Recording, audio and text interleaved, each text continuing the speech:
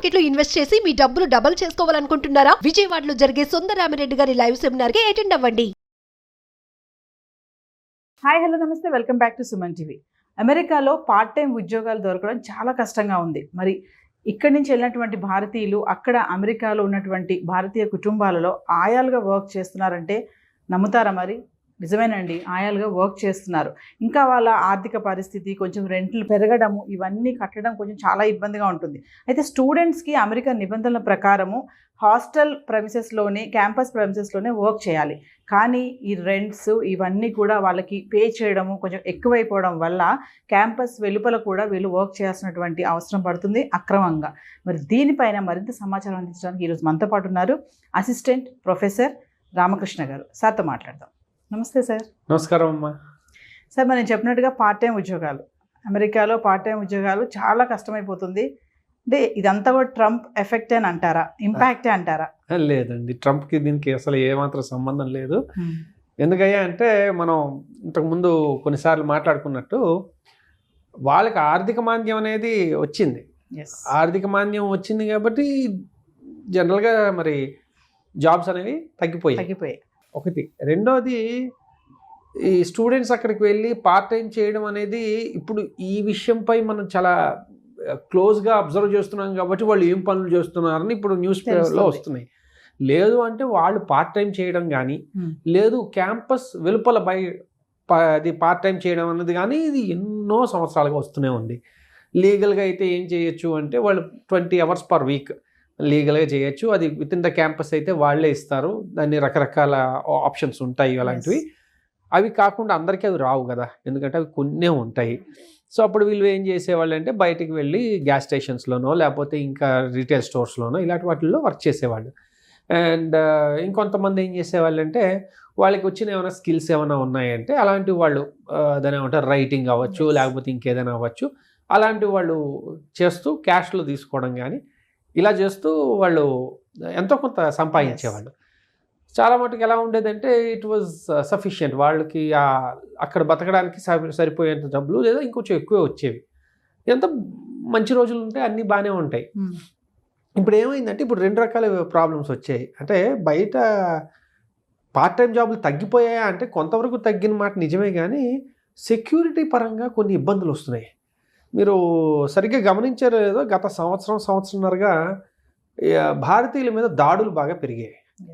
Especially ఈ gas స్టేషన్స్లో కానీ retail స్టోర్స్లో కానీ ఇలాంటి వాటిల్లో పనిచేస్తున్న వాళ్ళ మీద సడన్గా ఎవరో వచ్చి గన్తో కాల్ చేయడం కానీ, లేకపోతే అక్కడ దోపిడీ చేసేయడం కానీ ఇలాంటివి జరుగుతున్నాయి. దానివల్ల ఏంటంటే బయటికి వెళ్ళే పరిస్థితి కొంచెం కష్టంగా ఉంది. ఎందుకంటే వాళ్ళకి వాళ్ళ జీవితం ప్రియమే కదా, ఇంత దూరం వెళ్ళి ఎందుకు చేస్తున్నారు, ఏదో ఒకటి సాధించాలని. అలాంటి టైంలో అక్కడికి వెళ్ళి ఇలా దిక్కులేని ఇవి కష్టమైన పరిస్థితులు అండి. అందుకని చాలామందికి ఏంటంటే అదొక రకమైన బెరుకు వచ్చింది. కొన్ని ఏరియాల్లో అయితే ఇది ఇంకా నడుస్తుంది. అందువల్ల ఏం చేశారంటే ఇంకా ఆల్టర్నేటివ్స్ చూసుకుంటున్నారు. అది. రెండో విషయం ఏంటంటే మనకి సాఫ్ట్వేర్ ఎవరైతే అక్కడ ఉంటారో ఇద్దరు వేజ్ ఎర్నర్స్, వాళ్ళకి ఏమైంది, ఇంతకుముందు వర్క్ ఫ్రమ్ హోమ్ అనేది చాలా ఇదిగా ఉంది. కానీ స్లోగా కంపెనీస్ కూడా మీరు రావాల్సిందే, తప్పదు, ఇంకా వచ్చి చేయాల్సిందే ఆఫీస్కి అనేసరికి వీళ్ళకి ఆ రిక్వైర్మెంట్ వచ్చింది. సరే అదేదో అంటారు చూడండి, వైద్యుడు ఇచ్చింది రోగి కోరింది ఒకటే అయింది అన్నట్టు, వీళ్ళకి సరైన సమయంలో వీళ్ళకి ఇబ్బందులు అవ్వడంతో వీళ్ళు కమ్యూనిటీ అంతా కొంచెం క్లోజ్గా ఉంటుంది కాబట్టి ఏదో రకంగా వాళ్ళు ప్రయత్నించి అక్కడ చేస్తున్నారు. ఒక రకంగా చాలా మంచిదే. ఎందుకయ్యా అంటే చాలా మంచి ఎన్వైరన్మెంట్లో ఉంటున్నారు వాళ్ళు. ఎవరో వచ్చి కాల్ చేస్తాడని భయం లేదు, దోపిడీ చేస్తాడని భయం లేదు, ఏమీ లేదు, భాష ఇవి టెన్షన్లు లేవు. అండ్ మోరార్లెస్ మన వాళ్ళు ఉన్నారు అంటే కాస్త అక్కడ ఒక పూట పిలిచి భోజనం పెట్టడం కూడా గొప్పే. అంత అంటే మన మర్యాదలు పోయాయని కాదు, అంత కుదరదు.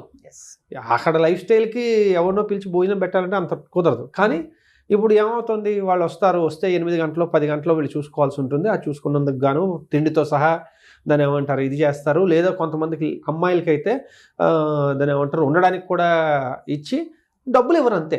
ఉండడానికి ఇస్తారు, తిండి పెడతారు, ఇది చాలు, ఇంతకు మించి ఏం కావాలి.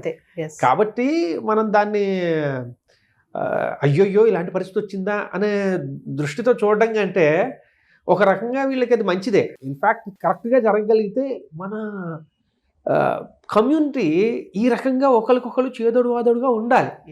ఉన్నప్పుడు ఏమవుతుందంటే అందరూ చాలా హ్యాపీగా ఉంటారు, వీళ్ళకి కొత్త పరిచయాలు ఏర్పడతాయి, అప్పుడు సర్వే జన సుఖినో భవంతు. కాబట్టి ఇది మంచిదే.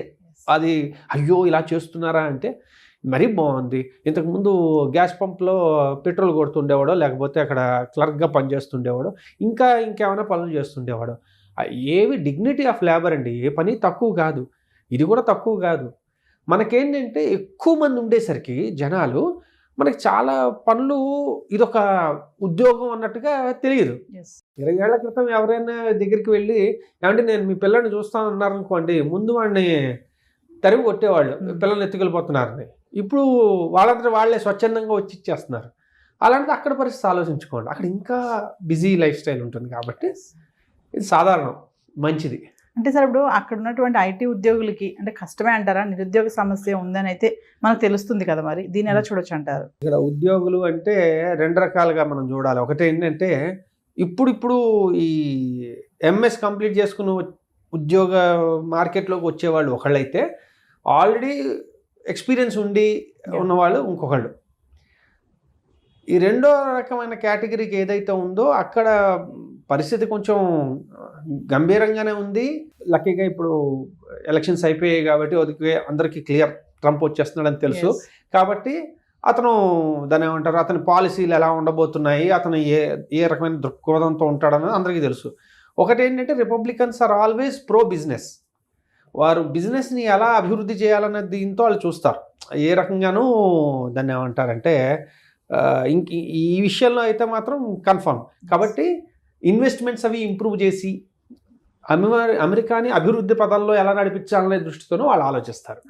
కాబట్టి బిజినెస్ అంత భయపడాల్సిన అవసరం లేదు, మెల్లగా పుంజుకోవచ్చని ఆశించవచ్చు. కాబట్టి ఈ చిన్న ఒడిదొడుకులు ఏవైతే ఉన్నాయో, కొంతమంది ఉద్యోగాలు పోయి ఆ బెంచ్లో ఉండడమో లేదంటే ఇంకేమైనా రకాలు ఉన్నా కూడా మెల్లగా సర్దుకోవచ్చనే మనం అభిప్రాయపడచ్చు. ఎందుకంటే ఏనాడు ఆయన ఎవరిని టార్గెట్ చేసి ఇదిగో ఈ మొత్తం కంపెనీలు మూయించేస్తాం లేకపోతే ఇంక ఇది ఇలా చేస్తాం అనేది ఏనాడు లేదు. Is always pro business. He himself is a business man. కాబట్టి బిజినెస్ బాగానే ఉంటుంది. అయితే మరి అక్కడే పుట్టి అక్కడే పెరిగిన వాళ్ళకు కూడా ఉద్యోగాలు కష్టమే అంటే ఏమంటారు? మరి ఏమి లేదు, వాళ్ళు అమెరికన్ సిటిజన్స్ అండి. వాళ్ళ గురించి మనం ఇంకా భారతీయులు అనుకుంటున్నాం, కానీ ఒక రకంగా చెప్పాలంటే వాళ్ళు అమెరికన్ సిటిజన్స్. ఇప్పుడు భారతదేశంలో దాని ఏమంటారు, ఆర్థిక మాంద్యం వచ్చింది, ఉద్యోగాల కొరత వచ్చింది అనుకోండి, ఏం చేస్తున్నాం? భారతదేశంలో ఉంటున్నాం, కొన్నాళ్ళు ఫైట్ చేస్తాం, తర్వాత మళ్ళీ ఉద్యోగాల్లో జాయిన్ అవుతాం. వాళ్ళు అంతే. అయితే ఏంటంటే మనకి ప్రతిదీ దాని ఏమంటారు, ఈ అర్థంలో చూస్తాం అన్నమాట. భారతీయులు భారతీయులు భారతీయులు అని. ఇప్పుడు వాళ్ళ వివేక్ రామస్వామి ఉన్నాడు, ఆయన భారతీయ సంతతికి చెందినవాడే, కానీ పుట్టి పెరిగింది అక్కడే. ఓకే, ఆయన భారతీయ మూలాలు ఉండడం వల్ల భారతీయ తత్వాన్ని చాలా గట్టిగా జీర్ణించుకోవడం వల్ల భారతీయుడు అని అనుకుంటున్నాం. కానీ అతను మొట్టమొదటి ఆలోచించేది ఎప్పుడు అమెరికా ఫస్ట్. కాబట్టి వాళ్ళందరూ అమెరికన్స్ అండి, కాబట్టి భారతీయుల్లా కనబడుతున్నారు అంతే.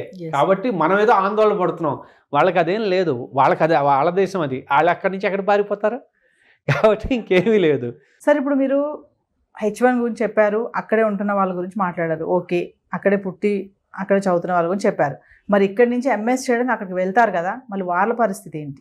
మొట్టమొదట ఏమవుతుందంటే ఈ ఎంఎస్ చదువుతున్నప్పుడు వాళ్ళు కరికులంలో భాగంగా వాళ్ళు బయటికి వెళ్ళి ఎంతో కొంత ప్రాక్టికల్ ట్రైనింగ్ అనేది పొందవచ్చు. దాన్ని సిపిటి అంటారు, కరికులర్ ప్రాక్టికల్ ట్రైనింగ్.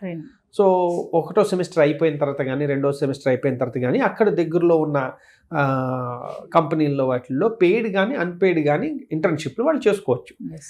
ఎందుకంటే వాళ్ళకి అనుభవం రావాలి, అలాగే ఏమైనా సంపాదించుకోగలిగితే అది సంపాదన అనేది మెయిన్ కాదు, అందులో మేజర్ అనుభవం సంపాదించడం కోసం. దాని తర్వాత ఓపీటీ అని ఉంటుంది.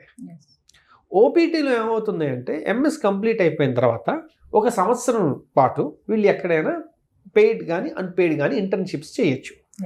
ఇది చేయడం వల్ల ఏంటంటే వాళ్ళకి నాలెడ్జ్ అది వస్తుంది. ఫుల్ ఫ్లెడ్జ్డ్ ఎంప్లాయీస్ కాదు వీళ్ళు, జాబ్ ఇంకా రాలే, ఎందుకంటే ఎవరు H1B స్పాన్సర్ చేయలేదు.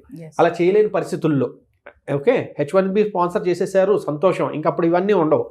అవన్నీ జనరల్గా అంత ఇదిగా అవ్వనప్పుడు వీళ్ళు సంవత్సరం పాటు ఓపీటీలో ఉంటారు. ఓపీటీ ఉన్న తర్వాత సంవత్సరం అయిపోయిన తర్వాత మళ్ళీ ఇంకొక 2 సంవత్సరాలు దీన్ని ఎక్స్టెండ్ చేసుకునే అవకాశం ఉంది. ఓకే. ఓకే, ఆ ఎక్స్టెండ్ చేసుకున్నా కూడా సేమ్ ఇవే నిబంధనలు వర్తిస్తూ ఉంటాయి. అంటే H1Bలో వాళ్ళు లేరని అంటే ఏమిటి, ఎంఎస్ అయిన 3 ఏళ్ళ దాకా వీళ్ళు ఎలాగోలాగా కింద మీద పడి అక్కడ ఉండే అవకాశం ఉంది. ఉండి ఇలా చేసుకుంటూ ఉంటారు అక్కడ ఉండడం కోసం. అది అయిన తర్వాత ఉదాహరణకి H1B రాలా, ఎవరు ఇవ్వలా, వీళ్ళు ఏం చేస్తున్నారు, ఇంకో ఎంఎస్లో ఎన్రోల్ అవుతున్నారు. ఓకే.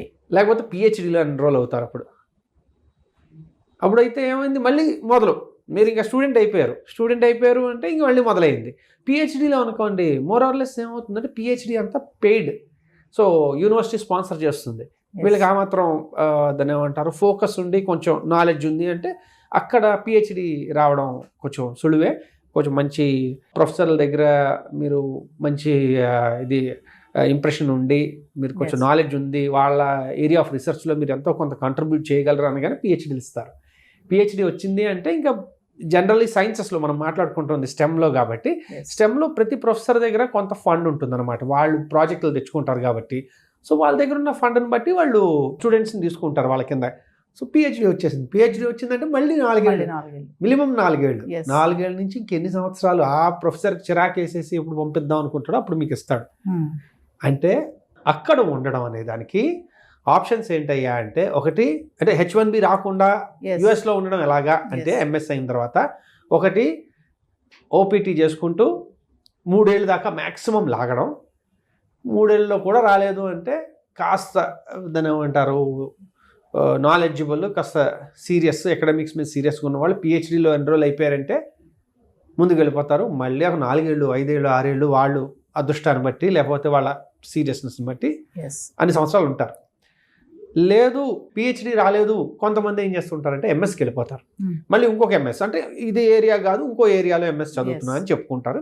అది కూడా సేమ్, అక్కడ ఒక్కసారి అందులో దూరిపోయాము అంటే ఇంక అక్కడి నుంచి ముందుకు వెళ్తూ ఉంటారు. సో ఇలాగ మీరు ఎక్స్టెన్షన్ చేసుకుని ఉండడానికి అయితే అవకాశం ఉంది.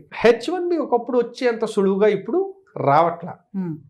ఒకటి లాటరీ సిస్టము కాబట్టి ఆ లాటరీ వచ్చేదాకా మనవాడు ఉండాలి, లేదా ఇలా కంటిన్యూ చేసుకుంటూ ఉండాలి. లేదు అమ్మో నాకు పెళ్ళి అయిపోవాలి నేను ఇంకా ఇక్కడ ఉండలేను ఇలాగ మేనేజ్ చేయలేను అనుకుంటే ఇంకా మనకు వెనక్కి రావడమే అంతే, ఇంకొక ఆప్షన్ అయితే లేదు. సార్ ఓవరాల్గా చూసుకుంటే ఈ వీసా ప్రాసెస్లో స్కామ్స్ కూడా ఉంటాయంటారా? చాలా పుష్కలంగా ఉంటాయి. కాకపోతే నేను మీకు ఒక రకమైన స్కామ్ గురించి చెప్తా, ఎందుకంటే మనం మాట్లాడుకుంటోంది విద్యార్థులు వారికి భవిష్యత్తుకు సంబంధించింది కాబట్టి ఇది చాలా ఉపయోగపడుతుంది కాబట్టి చెప్తున్నాను. ఇది ఏమవుతుందంటే ఇందాక నేను ఎంఎస్కి వెళ్తారు అనే ఒక విషయం చెప్పాను చూడండి, అక్కడ కొన్ని యూనివర్సిటీలు ఉన్నాయి, అవి పేరుకు యూనివర్సిటీలు. ఓకే, అక్కడికి వెళ్ళారంటే ఒక చిన్న బిల్డింగ్ ఏదో ఉంటుంది. మన ఊళ్ళల్లో చూడండి చిన్న బిల్డింగ్లో మొత్తం కాలేజు యూనివర్సిటీ అన్నీ ఉంటాయి చూడండి, అలాంటిది అనమాట. అందులో మీరు వెళ్ళారంటే 95% నుంచి 99% మంది కేవలం ఇండియన్సే ఉంటారు. ఆ ఉన్న వాళ్ళల్లో అత్యధిక శాతం తెలుగు వాళ్ళే, ఆంధ్ర తెలంగాణ వాళ్ళు మాత్రమే ఉన్నారు. నేనేదో ఎవరిని కించపరచడం కాదు, అక్కడ ఉన్న నెంబర్స్ అవి, ఉన్నదంతా ఆంధ్ర వాళ్ళు తెలంగాణ వాళ్ళు, అంటే తెలుగు వాళ్ళు తప్పించి ఇంకా ఆ రేంజ్లో అక్కడ ఎలా అయినా ఉండిపోవాలనే ఇది అయితే మిగిలిన వాళ్ళు లేరు. కాబట్టి వీళ్ళు ఏం చేస్తారంటే ఈ రకమైన యూనివర్సిటీస్లో వీళ్ళు ఐదర్ ఇక్కడి నుంచి డైరెక్ట్గా అడ్మిషన్ పొందడం కానీ లేదా అక్కడ ఇంకెలాగోలా బతకాలి అని చెప్పి ఆ మునిగిపోతున్న వాడికి చిన్న కర్ర మొక్కలాడేది అనమాట అది. కాకపోతే అవన్నీ ఫ్రాడ్ యూనివర్సిటీస్ అని చెప్పి వాళ్ళు ఆల్రెడీ లిస్ట్ ఆఫ్ దీనిలో ఉన్నాయి. వీళ్ళు అయితే చూసుకోకుండా వెళ్ళడం వాళ్ళు అంటే ఇక్కడి నుంచి డైరెక్ట్గా వెళ్ళిన వాళ్ళకి పాపం తెలియకపోవచ్చు, అక్కడ ఉన్న వాళ్ళకి తెలిసి కూడా అందులోకి వెళ్ళచ్చు. ఇది ఏమవుతుందంటే ఎప్పుడు వేటు పడుతుందో తెలియదు, పడిందా ఇంక మరి వీళ్ళ పని అయిపోయినట్టే, డిపోర్టేషన్. అది కూడా ఏమవుతుంది ఇక్కడి నుంచి మనం ఇప్పుడంతా అనుకుంటున్నాం, వాళ్ళు ఏం చేస్తారయ్యా అంటే యూనివర్సిటీ పేరుకుంటుంది, మీరు వెళ్తారు అడ్మిషన్ అయిపోయారు వాడు మీకు సిపిటి ఇది ఇచ్చేస్తాడు, మీరు ఇంకెక్కడికి వెళ్ళక్కర్లే, నామకే వాస్తే మీకు సర్టిఫికేట్ వచ్చేస్తుంది, దాని ద్వారా వాడికి ఎంత కట్టాలో కట్టేయండి, మీరు ఎక్కడ కావాలంటే అక్కడ ఉద్యోగాలు చేసుకోండి, అన్నీ బాగానే ఉంటాయి. ఇలాంటివి చాలా ఇన్స్టెన్సెస్ ఉన్నాయి. వాళ్ళు యుఎస్ గవర్నమెంట్ వాళ్ళు పట్టుకుని అవి యూనివర్సిటీలు క్లోజ్ చేయించి మన వాళ్ళందరినీ స్టూడెంట్స్ అందరినీ వెనక్కి పంపించి లేకపోతే అక్కడే ఉంటారంటే వాళ్ళకి కాళ్ళకి ట్యాగ్స్ వేసి ఇవన్నీ చేసి ఇవన్నీ స్టోరీ వచ్చినప్పుడు అయ్యో అమ్మో అబ్బో అయ్యో అని బాధపడుతూ ఉంటాం. కానీ మనం ఇంత దూరం వెళ్తున్నప్పుడు ఒకసారి ఆలోచించుకోవాలండి. ఎందుకంటే పిల్లలు చాలా క్షోభపడతారు ఆ సమయంలో, కానీ అంతకన్నా ఎక్కువ ఇక్కడ తల్లిదండ్రులు ఇంకా ఎక్కువ బాధపడతారు. ఎంత డబ్బు ఖర్చు పెట్టి ఇన్ని చేసినప్పుడు కొంచెం ఆలోచించి సరైన నిర్ణయం తీసుకోవడం ఉత్తమం. ఎలాగైనా వెళ్ళిపోవాలి అనుకుంటే పర్యవసనాలు ఇలా ఉంటాయి. అందుకని ఈ రకమైన యూనివర్సిటీస్, మనకు ఉన్న యూనివర్సిటీస్లో ఇది నిజమైన యూనివర్సిటీయా, ఫ్రాడ్ యూనివర్సిటీయా, దీనివల్ల దాని ఏమంటారు, మనకి ఏమన్నా మన పిల్లలకి భవిష్యత్తు ఎలా ఉండబోతోంది, ఏమైనా కష్టాల్లోకి వెళ్తాడనేది కొంచెం చూసుకోవడం అనేది చాలా అవసరం అండి. సో స్కామ్స్ అయితే ఖచ్చితంగా ఉంటాయి. ఇప్పుడు మీరు చెప్పినట్టుగా చూసుకుంటే చాలా రకాల స్కామ్లు ఉన్నాయి. కాకపోతే మనం ఎడ్యుకేషన్కి సంబంధించి మాట్లాడుతున్నాం కాబట్టి ఈ స్కామ్ అనేది చాలా స్పెషల్గా మనం మాట్లాడుకోవాలి. పిల్లలు ఆ డెస్పరేషన్లో ఉండకూడదు. ఎస్, అది. Thank you sir. ఓకేనమ్మా.